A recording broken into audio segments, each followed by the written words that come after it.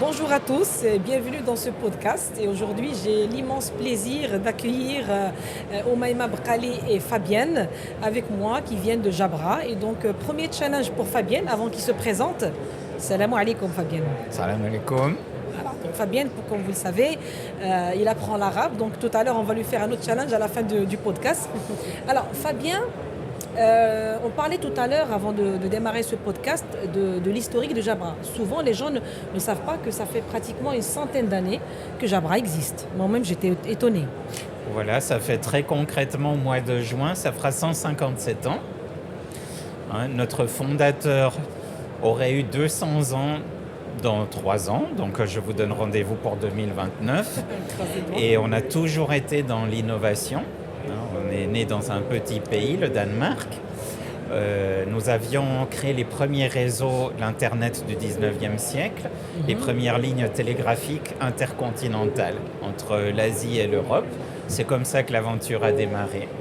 Aujourd'hui, nous sommes à peu près 8000 personnes.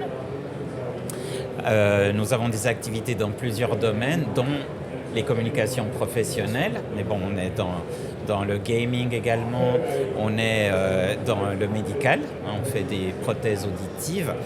Et en général, dans ce que nous faisons, le faisons le mieux possible.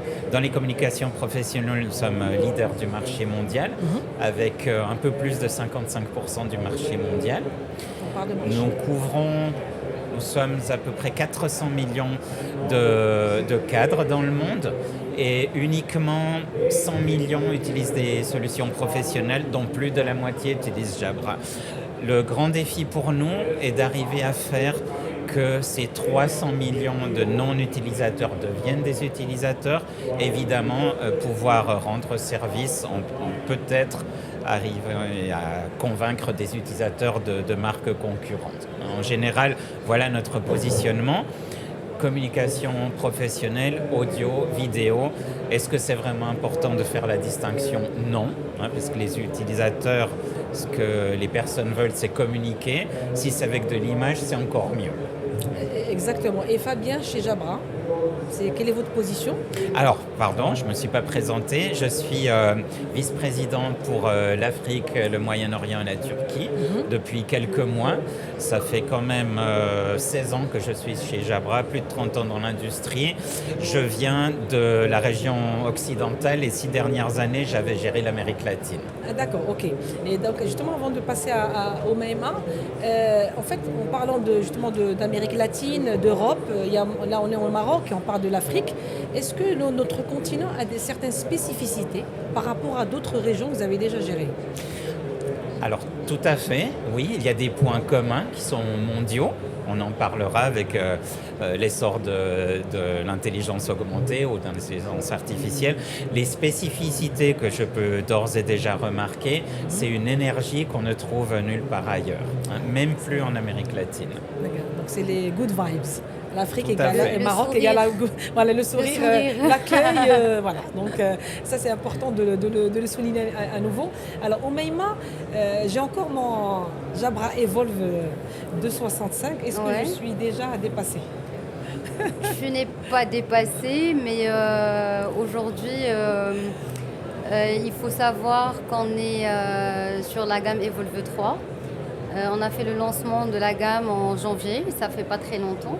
D'accord. Donc, janvier dernier ? Oui, le 21 janvier 2026 exactement. D'accord.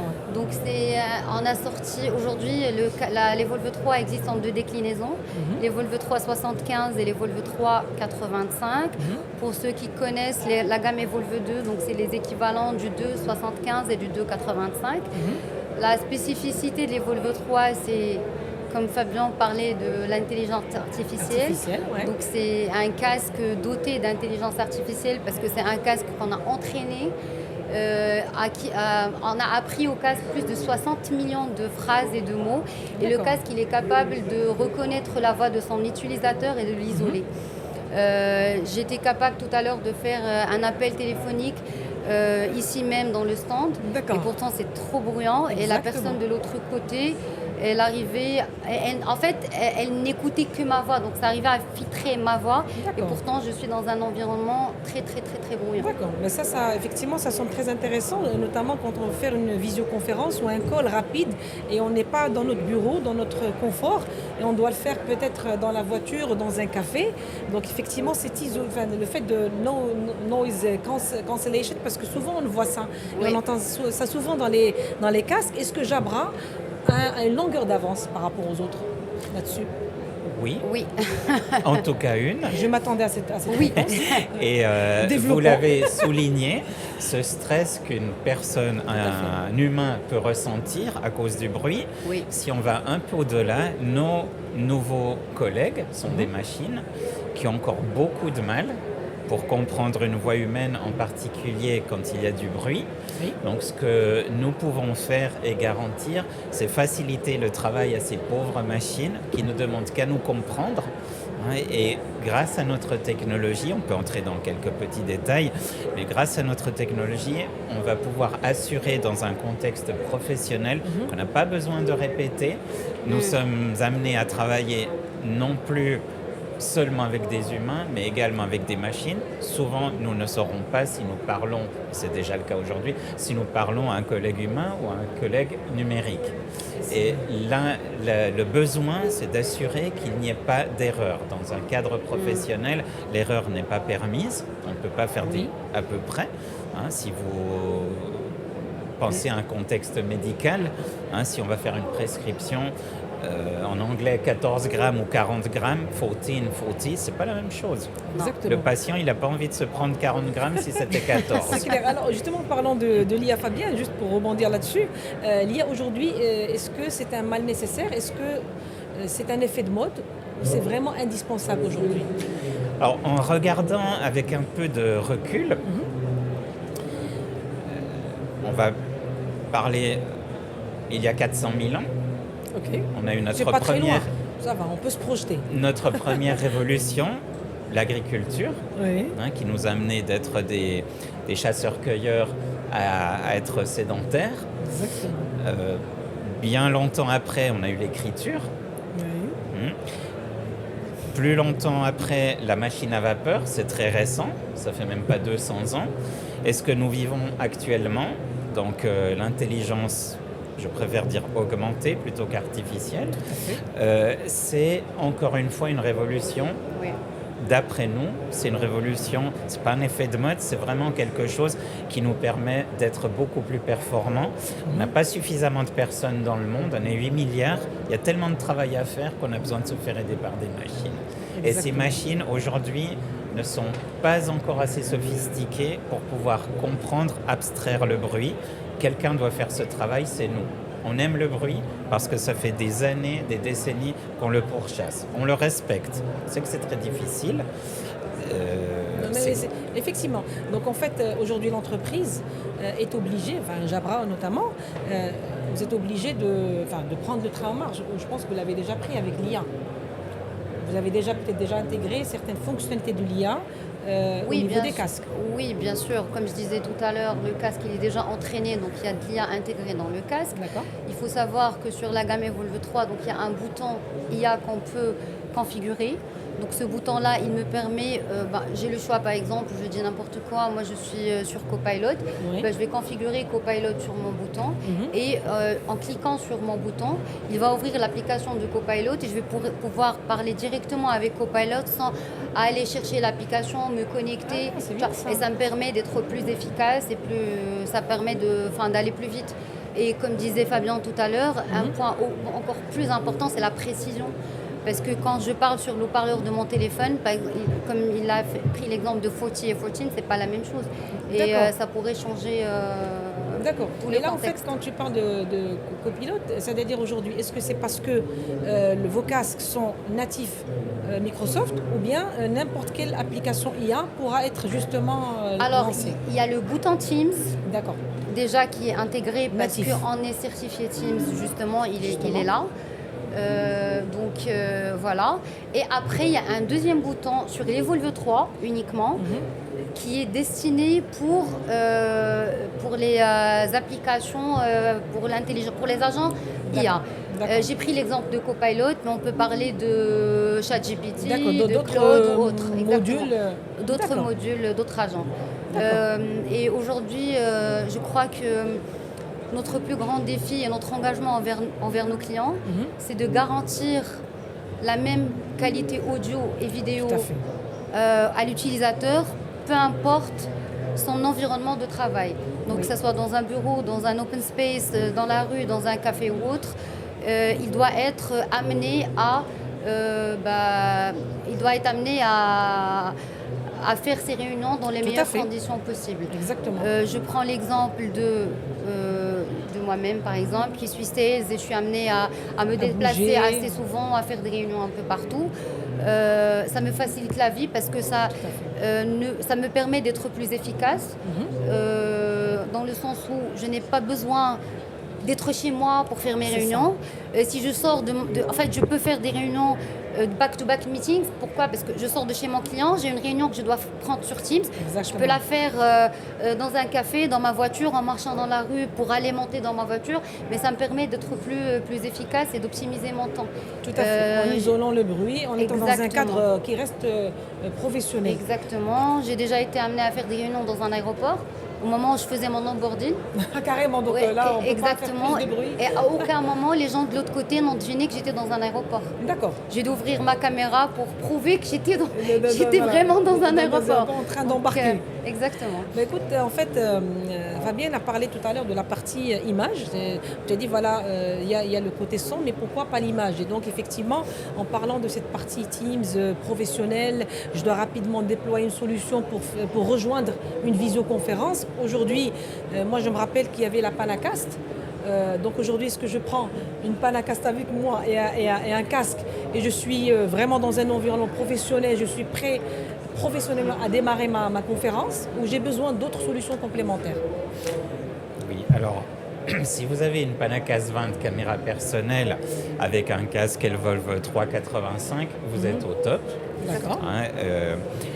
Vous avez pratiquement plus besoin de clavier ni de souris. C'est le grand débat. Si la machine comprend, vous allez pouvoir faire abstraction de cet outil tellement peu ergonomique qui est un clavier. Exactement. Ou une souris. Donc la voix devient le canal normal, naturel. Pour les gens encore plus jeunes que moi, c'est tout à fait normal. Je te rassure, Fabienne. Les jeunes générations veulent parler à leur environnement numérique.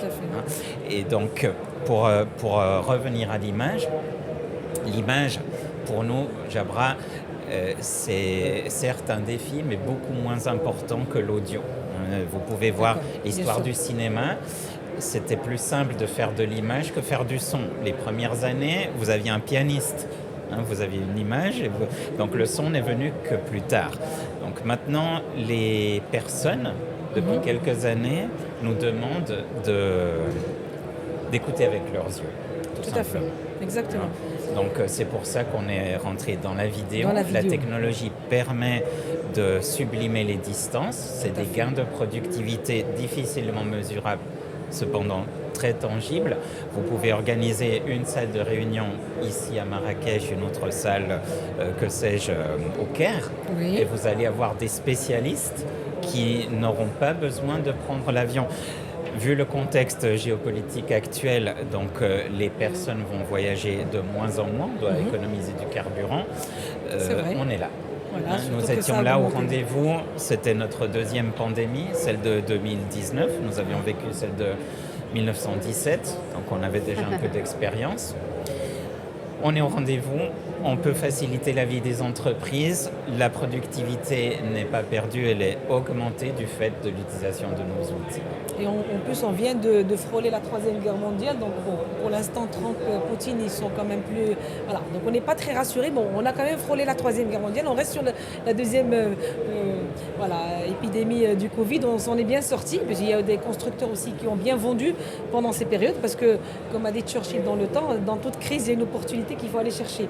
En parlant justement de la vidéo, Et souvent, moi qui viens aussi du monde de l'affichage et connaissant tout le processus fabricant, partenaire et client final, souvent les partenaires et les clients finaux aiment travailler avec un seul fabricant pour justement garantir le côté adaptabilité, agnostique, etc. Donc est-ce qu'aujourd'hui, c'est la partie vidéo, notamment avec les Panacast, peuvent vous aider à gagner peut-être plus de projets parce qu'on ramène cette couche vidéo et on complète une solution pour un client qui a besoin de travailler avec une seule marque, par exemple. Est-ce que ça a donné un plus? Ou comme a dit Fabien, ce n'est pas la priorité, mais la solution, elle est là. Non, la vidéo est une priorité chez nous, chez Jabra également. D'accord. On a commencé, pour les anciens qui connaissent, la Panacast classique qui était toute petite avec les 3 caméras. Exactement, avec le pack Meet Anywhere, avec le speak et qui nous permettait de la déplacer un peu partout mais qu'on pouvait utiliser dans des petites salles de réunion. Après, on a évolué vers la Panacast 50. Donc notre particularité et notre plus sur le marché, c'est notre angle de vision de 180. Donc ce qui nous positionne, ce qui nous donne un avantage en fait sur les petites salles, parce qu'aujourd'hui on sait que le mètre carré ça coûte cher et ça nous permet d'optimiser de l'espace. Aujourd'hui, si j'ai une petite salle de réunion où la table elle est collée à mon mur et que j'ai des personnes qui vont être assises dans les extrémités vraiment collées au mur, ça me permet de couvrir tout l'angle et d'avoir tout le monde dans le champ de vision de la caméra. D'accord. Ça a encore évolué et comme vous connaissez, la Panacast 50, elle était destinée pour les petites à moyennes salles. Oui. Aujourd'hui, la nouveauté, c'est la Panacast 55. D'accord, donc on a un secret qui vient d'être dévoilé en avant-première. Exactement. Donc c'est la nouveauté chez Jabra. D'accord. Et qu'on est très content de présenter en avant-première au Jitex Afrique. D'accord. Donc c'est une solution destinée pour les grandes salles de réunion. Ok. L'avantage, c'est qu'on garde toujours le champ de vision du 180. 180, oui. Mais c'est modulable. C'est une barre comme la Panacast 50 avec des micros et des haut-parleurs intégrés. Okay. Mais on peut rajouter des extensions de caméras. On peut aller jusqu'à 5 caméras supplémentaires. Ah, quand même. Et avec une extension de micro. D'accord. Donc c'est un micro qui fait 11 mètres de diamètre en fait. Filaire ou sans fil? Il est filaire. D'accord. Il est filaire. Okay. Mais voilà. Ça garantit la stabilité aussi, le filaire. Bien sûr.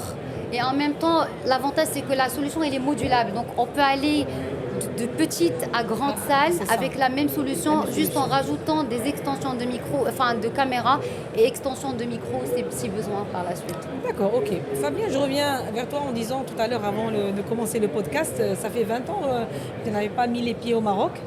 Aujourd'hui, en revenant au Maroc, quelle est la première des choses, à part le sourire et la bienveillance des Marocains et la chaleur humaine, on va dire, peut-être jamais, final, si tu as eu l'occasion de visiter, qu'est-ce qui t'a attiré le plus en termes d'infrastructure? Parce qu'aujourd'hui, on est en pleine transformation.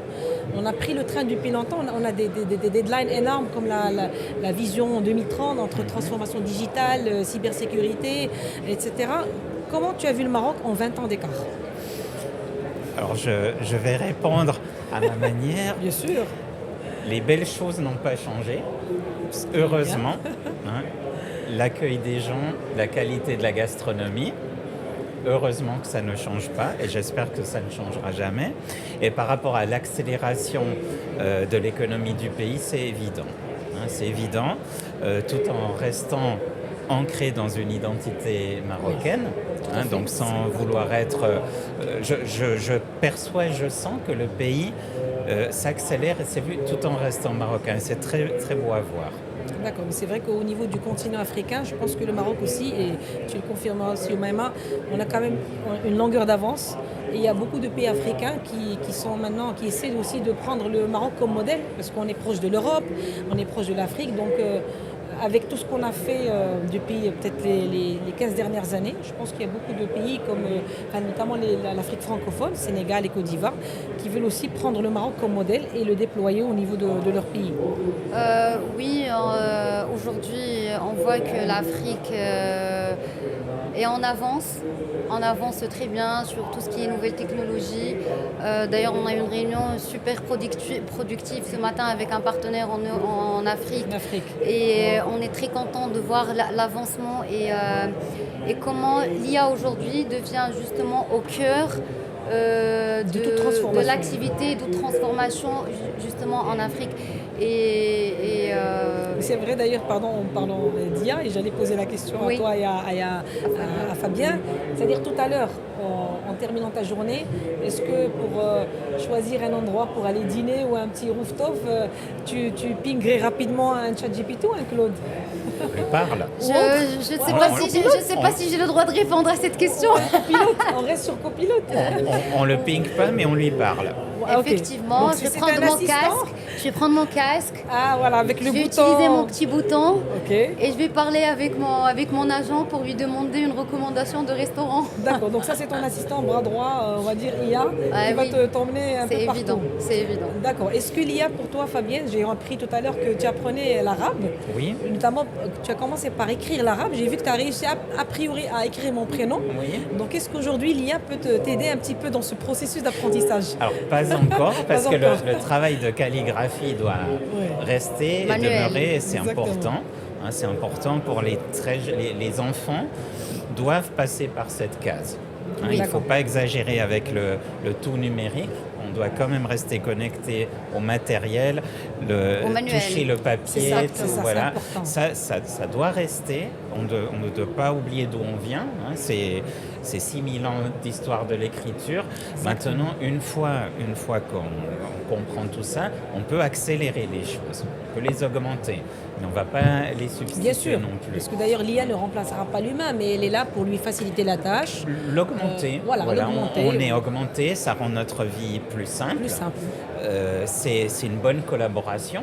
Donc on voit de plus en plus dans les entreprises une force de travail humaine, une force de travail numérique. D'accord. Et on n'a pas un agent, une agente, on en a beaucoup. Et chaque personne avec des postes qui traditionnellement n'avaient pas de responsabilité, chaque personne va devoir devenir cadre de ses assistants ou aides numériques.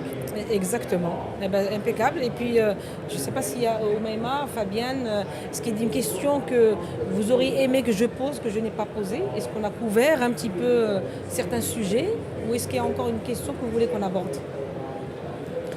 Je dirais où et quand pouvoir trouver les nouveautés Jabra au Maroc?